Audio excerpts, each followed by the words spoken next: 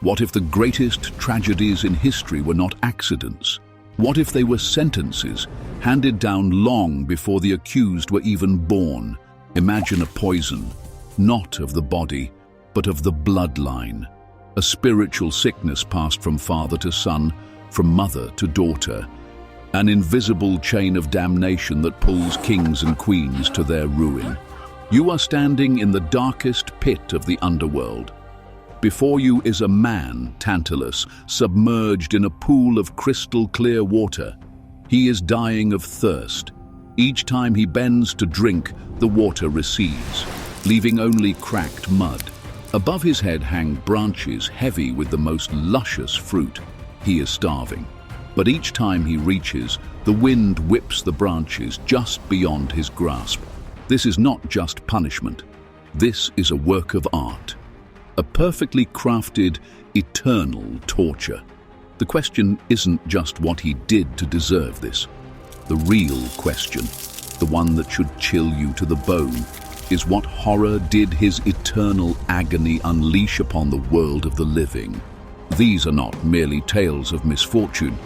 These are case files of a divine justice system, investigations into the 5 great curses that prove that for the gods, a crime is never forgotten, and a debt of blood is always paid. Our first case file begins with that man in the pit, Tantalus, king of Lydia. He was a son of Zeus, a mortal so favored he was invited to dine at the table of the gods themselves. You must understand what that means. He breathed the air of Olympus. He heard their divine secrets. He tasted the nectar and ambrosia that made them eternal. And what did he do with this unimaginable honor? He grew arrogant. He began to see himself not as their guest, but as their equal. And so he devised a test, a monstrous, unforgivable test, to see if the gods were truly all-knowing. He committed an act so foul it still echoes in the darkness. He murdered his own son, Pelops, chopped him into pieces, and served him to the Olympians in a stew. Was it simple pride that drove him, or something deeper? He had to know if they could be fooled, because if they could be fooled, they were not gods, and if they were not gods, then he, Tantalus, was the greatest power in the cosmos. This is the definition of hubris, not just pride, but the act of a mortal reaching for the throne of heaven. The gods, of course, were not deceived. They recoiled in horror. They reassembled the boy, Pelops, replacing a missing shoulder bone with ivory. And for Tantalus, they designed their masterpiece of torment. But his true punishment wasn't the hunger or the thirst. The true punishment was the curse he had now unleashed upon his own house, the house of Atreus. This curse, born from a father's unspeakable crime, now flowed like venom in the veins of his children. His resurrected son, Pelops, would have 2 sons of his own, Atreus and Thyestes. And the poison of their grandfather drove them to madness. They fought for a throne, committing betrayals that escalated into horrors. Atreus, to punish his brother for adultery, repeated his grandfather's sin. He murdered his brother's young sons, cooked them, and served them to Thyestes at a feast of reconciliation. Imagine that moment. You are Thyestes.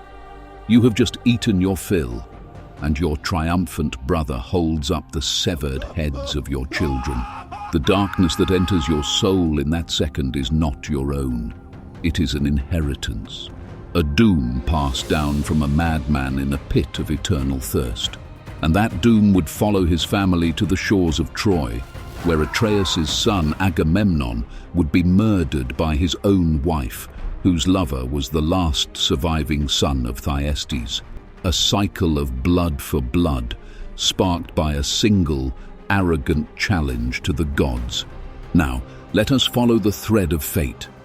The man who uttered the curse against the house of Laius, the father of Oedipus, was none other than Pelops, the very same man who was served in a stew. The victim of the first curse becomes the author of the second. You know the story of Oedipus, a man fated to kill his father and marry his mother, But you must ask the question, why? Why was such a horrific destiny placed upon a man before his birth? The chronicles say a prophecy was given, but prophecies are not random lightning strikes. They are the final clap of thunder after a distant, unseen crime. The crime belonged to Oedipus's father, King Laius of Thebes. As a young man, Laius was a guest in the court of King Pelops. He was shown hospitality, trust, a sacred bond the Greeks called xenia. Laius broke that bond in the most vile way possible. He abducted and assaulted his host's beautiful young son, Chrysippus. Pelops, a man who had already known the ultimate betrayal by his own father, cried out to the heavens for vengeance. He cursed Laius. He prayed that Laius would have a son who would destroy him. The gods heard. The universe, bound by the sacred law of hospitality, answered. The curse was not on Oedipus. It was on Laius. Oedipus was simply the weapon. He was the consequence, the living embodiment of a promise broken, a trust violated. Do you see the architecture of this divine law now? These are not disconnected tragedies. They are links in a chain. The hubris of Tantalus leads to the suffering of Pelops. The suffering of Pelops leads him to curse Laius. The curse of Laius brings ruin upon his son Oedipus, who then marries into another cursed family, the royal house of Thebes, founded by Cadmus. Cadmus's story begins with a different kind of crime, sacrilege. Seeking to found his city, he had to slay a monstrous serpent that guarded a sacred spring. But this was no ordinary beast. It was the beloved creature of Ares, the god of war. Imagine you are Cadmus. You have just won a great victory. The monster is slain. But as its lifeblood soaks into the earth, you feel a chill. You have not just killed a monster, you have murdered the child of a god. Ares's revenge was patient, subtle, and far crueler than a quick death. He gifted Cadmus's bride a wedding present, a divinely forged necklace of exquisite beauty, the necklace of Harmonia. But it was cursed, and every woman who wore it, every generation of the House of Thebes, would meet a terrible and tragic end. It passed down the line, bringing madness, betrayal, and death, until it finally rested on the throat of Jocasta, the mother and wife of Oedipus. Two of the great curses of the world colliding in one doomed family. These curses are born of hubris, of broken trust, of violence against the divine. But our fourth case file reveals a different trigger, a broken promise fueled by greed. Picture the shores of Crete. King Minos prays to the sea god Poseidon to grant him a sign of divine favor to secure his throne. He vows that whatever the god sends from the sea, he will sacrifice it in Poseidon's honor. Poseidon answers. From the churning waves emerges a bull of impossible beauty, its coat as white as the sea foam, a creature clearly touched by the divine. The people of Crete fall to their knees. Minos has his sign. But when you look upon perfection, greed can be a powerful poison. Minos saw the bull not as a gift to be returned, but as a prize to be kept. He broke his sacred vow. He hid the divine bull among his herds and sacrificed an ordinary one in its place, hoping the god of the vast and all-seeing ocean would somehow not notice. Poseidon's punishment was not to strike Minos down. It was to create a living monument to the king's monstrous betrayal. The god afflicted Minos' wife, Pasiphae, with an unnatural desire for the divine bull. From this cursed union was born a creature of nightmare, the Minotaur, a being with the body of a man and the head of a bull. It was Minos' secret shame, his broken promise made flesh, a monster that fed on human life, hidden away in a labyrinth that represented the twisted corridors of the king's own deceitful heart. The curse wasn't just death, it was a living, breathing symbol of his sin, a horror born from his own family. So far, we have seen curses that plague entire bloodlines, but our final file is different. It shows that sometimes the wrath of a god is not a chain, but a cage, built for a single extraordinary soul. Heracles, the strongest man who ever lived, a demigod whose power was legendary. Yet his entire life was a landscape of pain. His curse did not come from an ancestor's crime, but from the simple fact of his birth. He was the illegitimate son of Zeus, and for this, he earned the undying personal hatred of Zeus's wife, Hera. Hera's curse was not a prophecy or a poisoned necklace. It was madness, sudden temporary fits of insanity that would descend upon Heracles without warning. In these moments, his greatest strength became his greatest liability. He could not be controlled. In one such fit, he murdered his own wife and children, the very people he loved most. His famous 12 labors were not a quest for glory.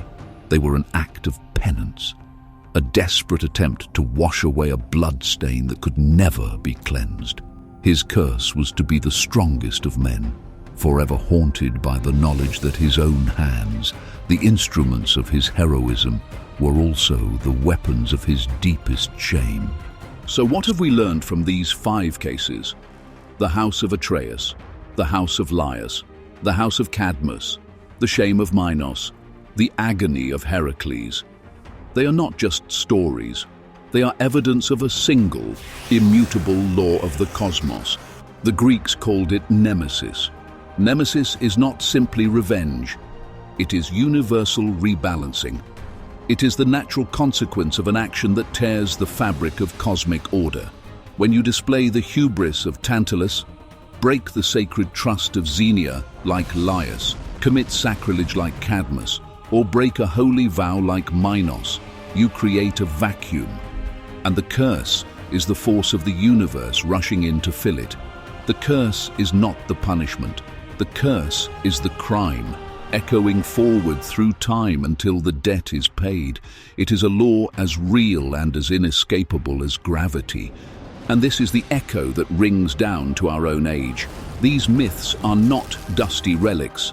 They are mirrors.